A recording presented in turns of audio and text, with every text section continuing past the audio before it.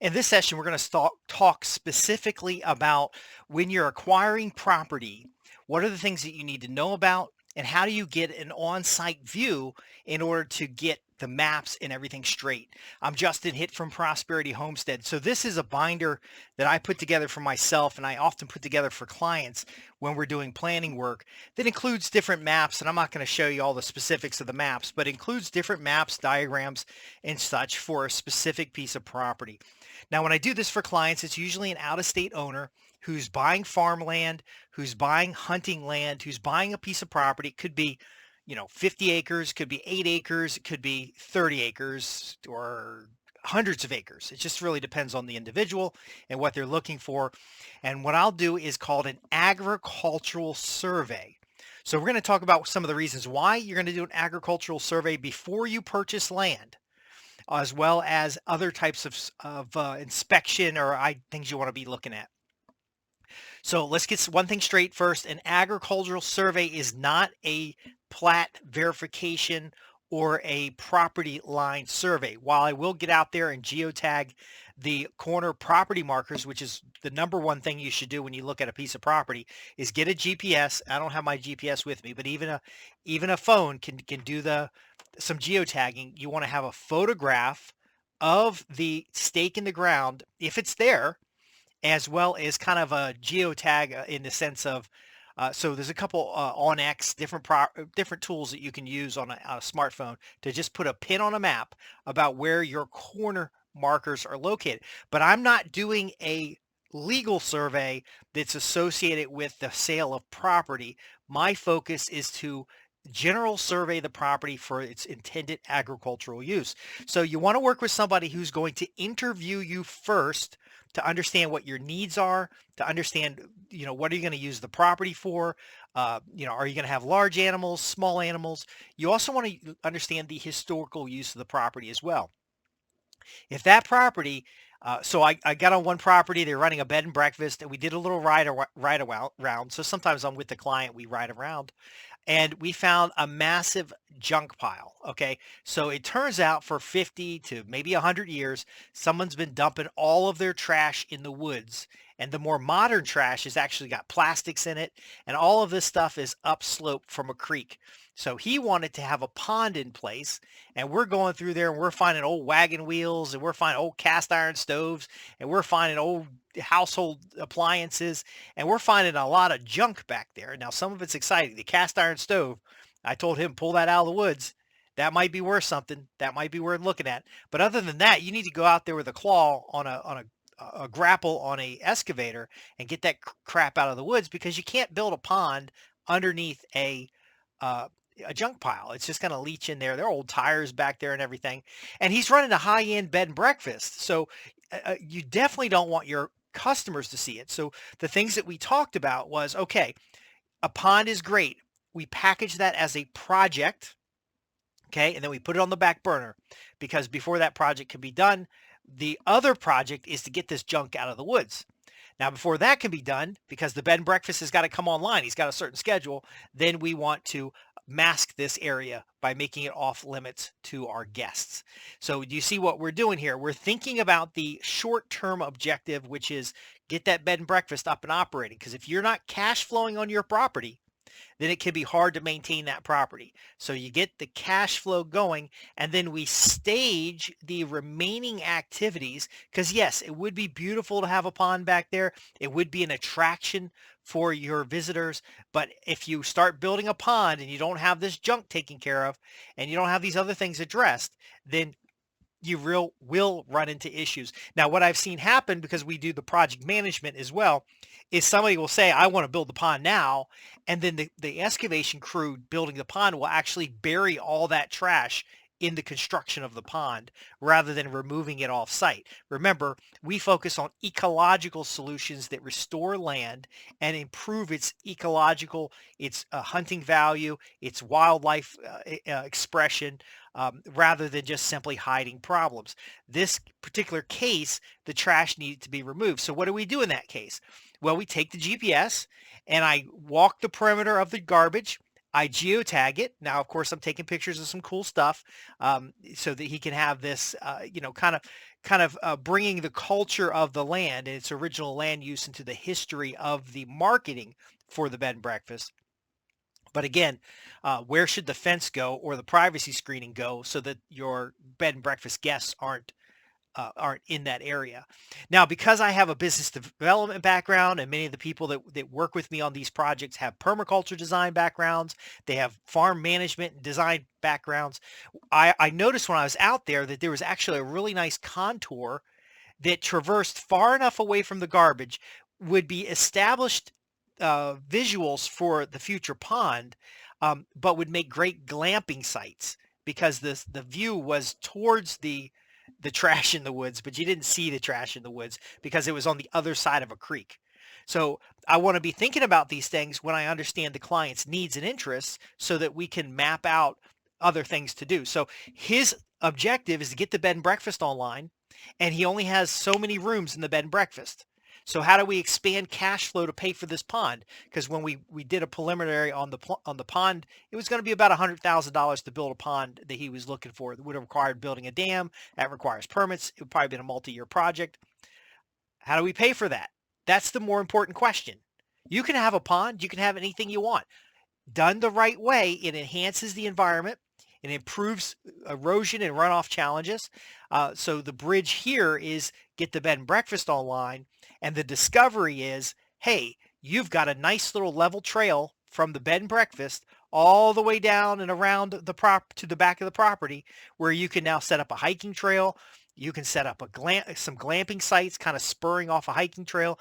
You can set up a loop, which is a great something else to see for the client, but it keeps them away from the trash. It keeps them away from the junk area.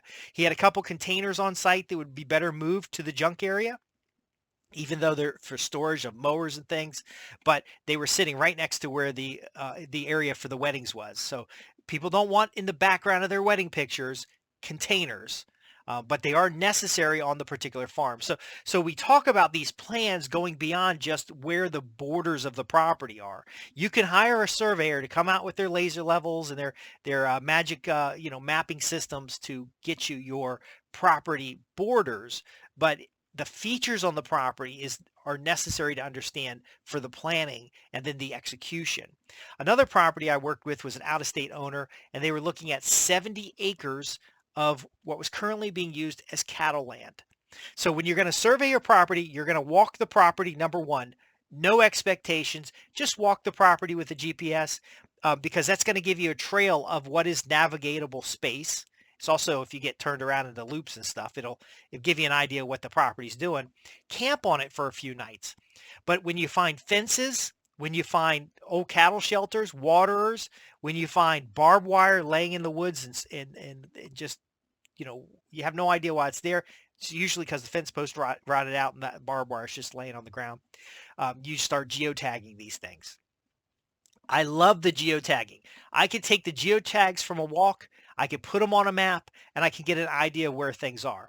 Because one thing that I found out, and the reason why an actual legal survey is important, is because when you see the GIS mapping and you see the property lines, so for example, I really can't show you the details too much on that. I'll just hold it up real quick. This is a road, so Bing Maps tends to be pretty up to date. This is a road, and then this is the property lines, and so this is from the GIS.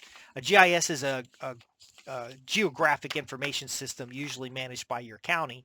But here's the point: that road has a property line wiggling all through it. Now, roads have right-of-ways. Now, if there's a road on a map somewhere, then it has a right-of-way because that information was sent from your county to the mapping company who then sells the data to Google Maps. That doesn't mean that the road positioning on the map or on Bing Maps or whatever is correct. If you bring up Bing Maps next to Google Maps, and you can actually see the differences between the two pictures. What I'm going to end up doing is using LiDAR. So LiDAR is a laser imaging system that scans the planet all the time. And I'm going to be looking for high density impaction areas on the property. Now, what is this going to identify for me? It's going to identify hard rocks.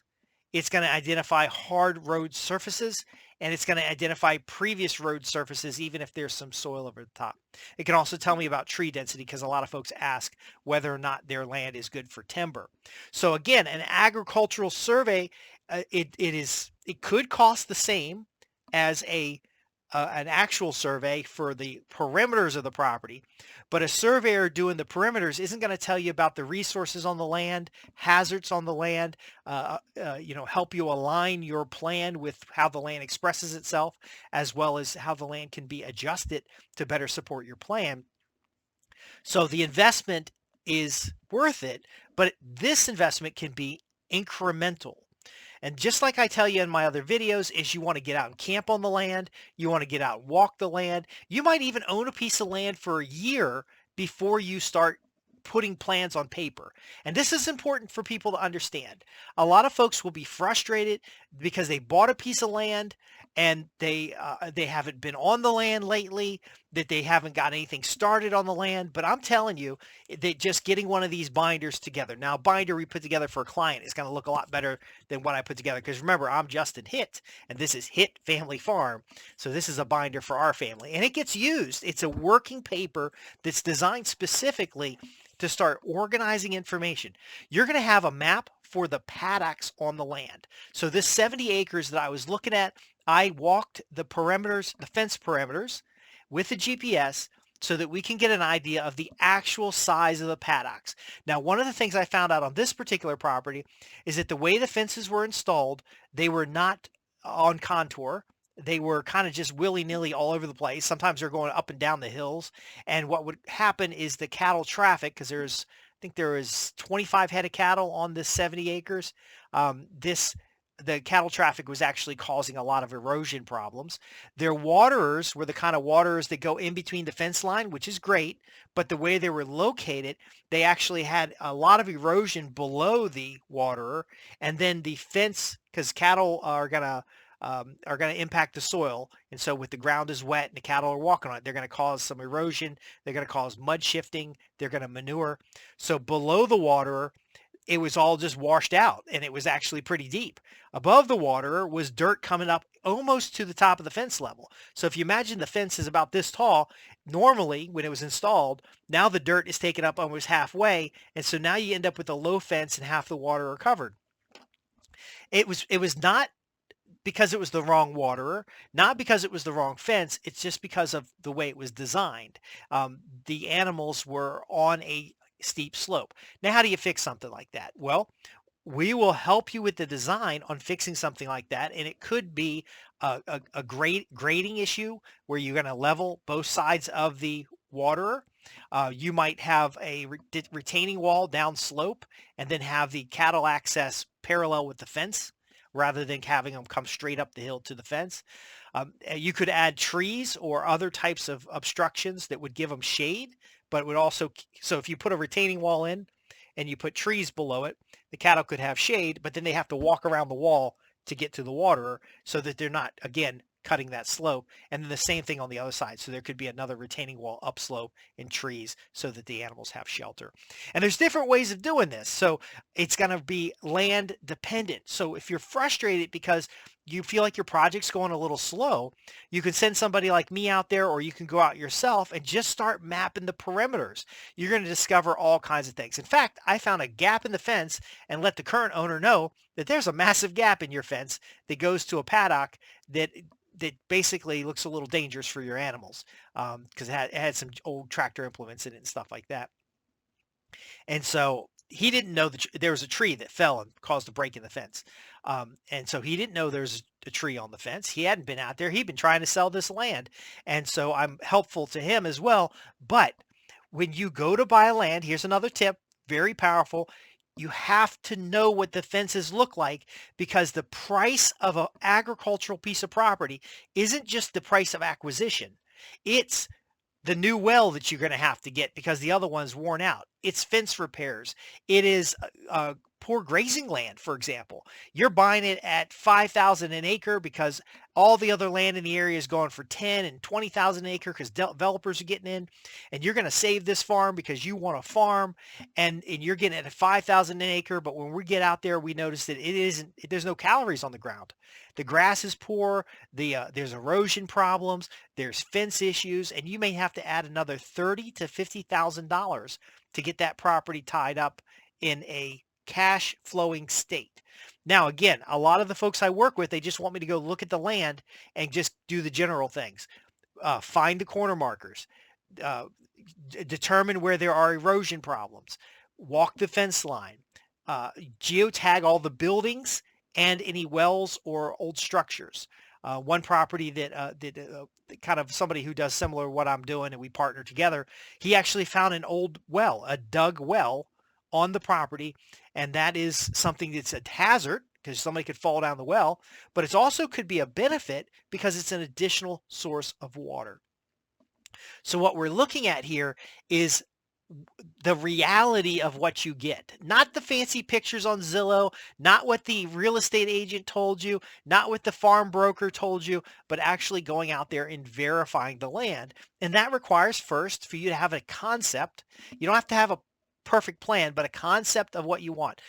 I will ask clients, tell me your dream for a property, not this property, but a property. Tell me what your dreams are. Are you going to do a homestead? Are you retiring?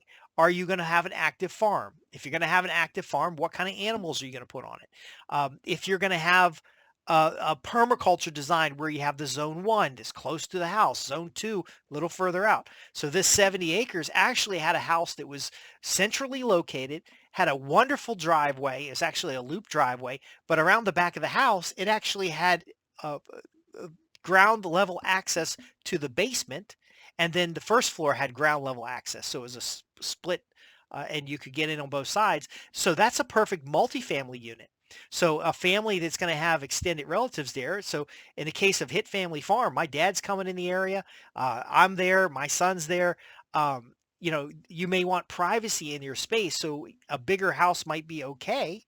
Yet in other cases, having the ability to build houses somewhere else on the property without eating up your paddocks is useful too, in case you've got your farm established and now your older relatives are moving to your property and living in a cottage, for example. Another thing that a lot of clients talk about, and there's a lot of programs going on right now that talk how you can make $30,000 to $40,000 a month with your land by hosting people on HipCamp or Airbnb. That's another thing we help clients look at because a lot of those folks are absentee owners or investors. And so we'll go look at a camp that's been produced and we're going to make sure it fits general requirements. So in Virginia, for example, if you have a temporary campground or you have people camping on your property where you're soliciting or advertising the camping is available, you have to have a toilet or in sanitation services within 500 feet of every campsite. A lot of people don't know that. Now it's easy to get information and it's something that we can survey and check out. And yes, you may not have had any problems with the zoning folks, but ultimately it's something that we can get down and document. Now, when you're talking about toilet services, because I've done a number of videos about hiking and camping on your property, and a lot of folks don't want to just squat in the woods. And so we talk about, a lot of folks will tell me, well, we're just going to dig a hole and, make a pit latrine. Well, again, our goal is environmentally sustainable, habitat restoring, and ultimately safe and healthy for the people. A pit latrine is not your best choice. So we'll also go in and look at if you're going to camp on the property, where are good campsites? If you're going to have toilet services, I'd much rather you do a toilet block or a shower block like you might see at like a Goshen Scout camp, or you might see somewhere else where there's a pad and then there's dry toilets rather than your pit toilet or your wet toilets, or even a larger composting toilet. Because again, a lot of clients have the dream very strong, and we interview you about your dream and we'll help you document your dream. We'll help you with a design plan. But what about the maintenance? Because that dream becomes a nightmare if you don't have a plan for maintenance. So we address this at all levels. Again, I'm a permaculture design consultant. I've got a Virginia Master Naturalist certification. I've done ecological restoration projects, but I've also managed storage installations for Fortune 100 bank. I've also managed large regulatory and other types of projects. So I'm looking at this from what is the net cash flow we can produce for you as a property owner, whether you're on the property or not. So the last thing I want to talk about is staffing.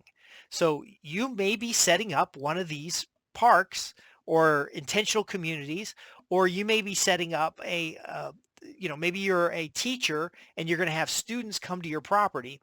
Well, that's access, water, sanitation, shelter, a lot of other points as far as like the maintenance is concerned that is always best to get written down. Now, again, I've got the Hit Family Farm binder with every client. What we end up doing is having some kind of binder, or it's a folder on a shared drive, or it's a cloud document that starts to outline these three key things. Number one, maps for different characteristics and different purposes of the land. So I talked about where are your paddocks located? Where's your water located? Where's your access located? Where are exclusion areas? Okay? Because there are some areas on your land that it's better to exclude and not have human interaction. You're going in there, it's zone 5 stuff when in the permaculture mindset. But you're going to go in there, maybe cut firewood every so often or take down trees. But that's your animal corridors. Because if you've got bear on your property and you've got deer on your property, you don't want those folks traversing near your gardens or near human habitat. But if you're a hunter, those exclusion areas give you an opportunity for bedding, sheltering, and other things, and then you can use food plots to get the animals out of the exclusion area. So you're never disturbing the exclusion area. You don't even walk in there. You might spy on it with your binoculars and stuff, but you have certain shooting angles, and you have certain positioning that you can then draw animals out of your wildlife corridors or your exclusion areas across key points where you can get a good clean shot. And now you're able to harvest the very healthiest animals because they have natural habitat, they have protected habitat, and then ultimately they can get through full breeding cycles without being disturbed. And this is something we can do on farms. There's a lot of land on farms that is not suitable for agriculture, but now when we talk about stacking a function, right next to your field, you could have an exclusion area that is perfect breeding habitat, perfect safety habitat for a wide range of animals that support an ecosystem. Hedges are another thing that are great for this. These areas are not disturbed by people, even if you have people on and off the property for classes or for camping or for, maybe you have some cottage industries going on. And then when it comes hunting season, you've got the biggest bucks, the most healthy does. You've got a variety from turkey all the way out to other types of hunting, all because of a simple design approach early in the acquisition of the property. So my presentation to clients is pretty much you can do anything that you want on the property that you find, because a lot of my clients will buy property that's in really bad condition. Maybe the farm's been ragged out for the last 200 years and now they're going to start putting land together again and then get a regenerative program in place to now take land that was not making a farmer any money at all, and now they're ramping up cash flow every month. And it's just amazing what can happen. So here's what we're looking at. If you tell me what animals you want, I am not an expert on taking care of the animals, but I can understand the impact. We have charts and tables so that we can look at how much meat you can put on that property. We'll never put the maximum amount of meat on a piece of property because what we'll use is called stacking a function. So you might have, in the case of the Hit Family Farm, there's going to be goats, pigs, chickens, all on the same paddocks, but not all at the same time. And there's resting cycles in between. So what you're going to look for when you buy a property is that the plan you have can be adapted to use the property you can afford. Okay? If you get a piece of property that's not ideal, we often have clients do infrastructure improvements that would increase the value of the property. So that's your trail access, that's your permanent fencing, and then use temporary structures or temporary fencing to get the nuance used for your purpose until you have the cash flow in place to either further upgrade because you know this is the property you're going to stay on, or to buy other property that's more suitable for your long-term objectives. Another thing that we help clients find is land that has absentee owners around it. Now, this is very important. If you can buy farmland that has other farmland around it, you can expand your farm more easily. Now, you can expand your farm down the road through lease agreements, joint venture contracts, cooperative farming arrangements. But ultimately, you want to be in an area where you have a community that supports your growth, yet still close to the markets that you're targeting. So if you're having a campsite and you're going to have a destination that has training and or maybe it's a retreat site, for example, you got training, meditation, you've got relaxation. Lynchburg, Virginia, there's a couple church camps that I've been to before, and they have classroom buildings and they have outdoor activity areas. They have a dining hall. If you're going to do something like that, or you're taking over a facility that's doing something like that, you want to survey its existing function and then adaptive function for your needs while cash flowing the property. Okay.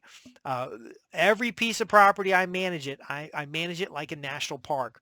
I manage it like an actual park business because I want the property to pay for itself. Nothing is worse than you having not enough money to maintain the land the right way, not enough money to keep the roads clean, to keep erosion problems under control, to prevent runoff from nutrients on a field, to provide proper safety and health for your animals, and so much more. So I know I've covered a lot here, and this can really be challenging. But again, before you buy the property, an agricultural survey will help you understand what you're getting into. A more advanced version of that will help you align the property with your plan or to see where the property can support your objectives. They also look out for problems. Some properties look beautiful on the listing, but when you get out there, there's like 4 trailer parks right next door, and you find out that people have been, there's used condoms all over your property, or there's big old campfire areas because some people are recreating on your property or your potential property, and they don't show that in the listing.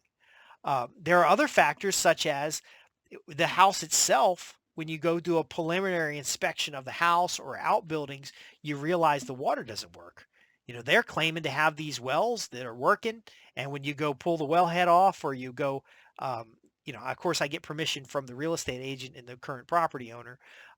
These things are not functioning in the way they are, and you're looking at additional expenses. So what is the actual cost of getting into a property? We try to estimate that up front by doing the walkabout, by doing a lot of video, because if you can't get to see the property physically, video is the next best thing. And then finally, just refreshing your plan for that particular property. You may have 3 or 4 properties in the queue to look at, and now you don't feel pressured to buy any one property, and you're going to get the best price. I've heard of negotiations recently where somebody's gone in and they offered about 1,500 an acre for just bottom land, basic agriculture. Maybe 50% of the property can actually be used. Maybe there's a little bit of timber, and the owner comes back and wants like almost $20,000 an acre. And they have these great stories about, well, I've been talking with a developer, and the developer wants to use the land for such and such. It ain't gonna happen, because when you look at the maps, and we use the LiDAR maps, we use a variety of mapping platforms, we use the the U.S. Geological Society, the maps. There's like a boat. I can't even remember half the time all the different maps. In fact, we have procedurals that I go through to look at each map. If you're going to clear roads on a property, where's the best place to put a road on a property? It's going to be, so let's say you've acquired the property, you're starting ready to do some work on it. The best place to put a road on the property is where there's been a historic road, especially if there's a road base in place. Logging roads are great, but if there's a historical road base, and I've been out there to actually verify there's rock in the ground, and you can do the same thing, that's going to be a much better access point, even if it's overgrown today. Now, again, I've walked through a lot of tick-ridden woods and It's a hike sometimes. I got on one property and I could only move like a half a mile an hour because it was just so overgrown and nasty. But again, I found the corner stakes, I found old fence lines, I found farm equipment, I found old buildings. I got it mapped out, and then when I verified what we found on the LiDAR. But let's say you now own the property. What's the first thing you're going to do? Well, the first thing you're going to do is get your design plan on paper and then get that plan implemented on the property in a phase approach. So when we talk about managing land projects, we talk about having a phased approach. You want to make sure that the living conditions are good. I know a lot of you guys are going to be out there living in a trailer, living in a van down by the river while you build your house. Well, do you have the budget? Do you have the tools? Is the land, is the home site a good home site based on your particular piece of land? All these things matter because once you build that building, you can't just pick it up and move it. You have to build it right the first time, and you don't want to be adding to it over time. Again, that's where the design plan comes in place, where we look at solar aspect, we look at water and soil conditions. I may work with contractors, so a lot of times if I got an out-of-state owner who's looking at a piece of property during the purchase stage or immediately after it's purchased, I might get them a 911 address, get the folks out for a perk test, get their actual surveyor scheduled. Sometimes that happens before the property, sometimes after, depending on it. If I get out there and there's like nice metal stakes in the corner and they match the maps and they've got fresh brand new ribbons on them, then you don't really need to survey the property so much. It's recently had a survey. But if I get out there and that stake's been there since the 20s and 1920s, not the 2020s, but 1920s, then you're going to need to get a surveyor out there. So I will meet the surveyor on site. I'll schedule things. Now, again, a lot of times you can do this, but a lot of my clients are high income professionals. They're retirees that are finishing up a career, and they're ready to have that next stage of life, and they can't take a week off work to go meet people on site. In fact, after I do this recording, I'm calling the Appalachian Power to get them out on 2 different sites, and I got tickets. I keep track of the tickets and everything. So my background is actually IT services and these land management projects. So this is a natural thing to me, but the last tip I want to leave you with is that you have to have some kind of project-based approach. So before you buy the property, you need a plan and a system for buying the property. Otherwise, you're going to end up with property that becomes a nightmare. Once you buy the property, you need a plan or system because once you get building permits, you could have just a year to get that building up. In some areas, the maximum amount of time before that house has to have an occupancy permit is 3 years. And so if you're working on that house in 5 years, they can throw you off the land. Zoning boards. I've been to a few zoning board meetings to represent clients in the case of they're wanting to change the zoning of the property. If you get on a piece of property and you have dreams about livestock and you're going to be self-sufficient, you're going to be off the grid, and there's some kind of zoning issue because you're standard residential rather than agriculture, then it's going to be a nightmare. So really you want to do these things in advance in a systematic way, and we can teach you that systematic way so that you are able to really enjoy this land, to really start symbiotically becoming a good steward of that land and that land serving you. And I get excited when I get out there and I find turkey tail mushrooms and lion's mane, and we find a little pawpaw patch or something, and I'll capture that for the client as well because those are all value adds. The type of woodland that it is it overgrown brush? Is it a young woodland? Is it a mature forest? Is it a grassland savanna? That can happen in Virginia. We can have grasslands here. All these things matter in how you're going to use the property.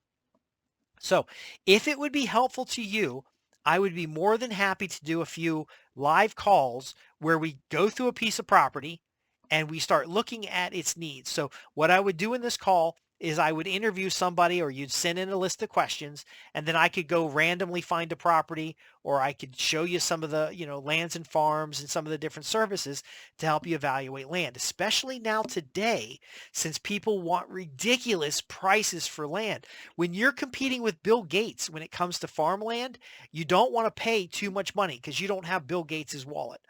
Jeff Bezos, a lot of these other wealthy people are buying land like there's no tomorrow because they don't make any more land. So my network of forestry brokers and excavation companies and farm management services companies, makes me a valuable resource in the Piedmont area here in the Henry County, Martinsville area. But I'm even interested in partnering with folks in the surrounding regions, because if you're a homesteader, if you want to run a small farm, you don't have the millions of dollars that's required to get started. Now, even if you did have $1 million, you don't want to spend it all on the land purchase itself, because the land itself is only one part of operating a successful farm or operating a successful homestead. And you also don't want to end up with less land than you want because you settled for what you could afford.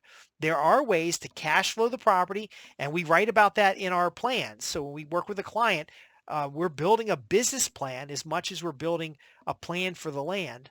And then you may even find opportunities where you can partner into an existing farm, get the skills that you need, and then over time take over that farm. So there's a lot of opportunities.